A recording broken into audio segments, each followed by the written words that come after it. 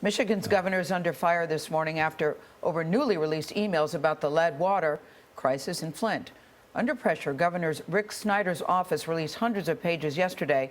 In one email, his then chief of staff writes of the toxic water, "I can't figure out why the state is responsible.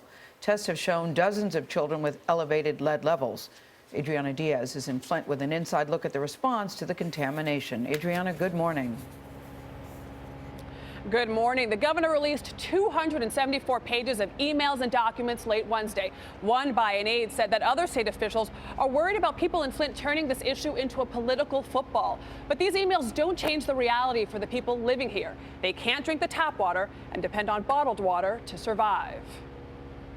In a September 25th email to Governor Snyder, his chief of staff wrote, "The real responsibility rests with the county, city, and KWA," referring to an area water authority. Dennis Muchmore continued, "But since the issue here is the health of citizens and their children, we're taking a proactive approach." Muchmore retired yesterday.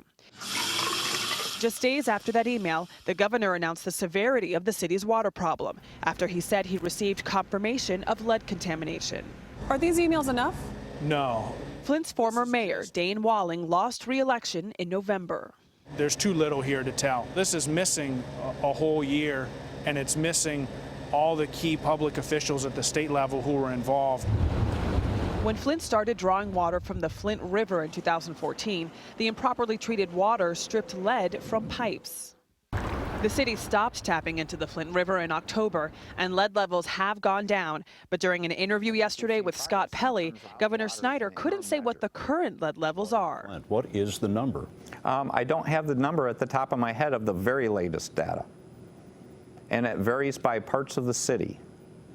I would think that the governor of Michigan would have those numbers at the top of his mind right now. Until they're in a range that is considered safe, I don't actually want to get into the issue of by zip code or by street. President Obama addressed the crisis in an interview for this weekend's Sunday morning program.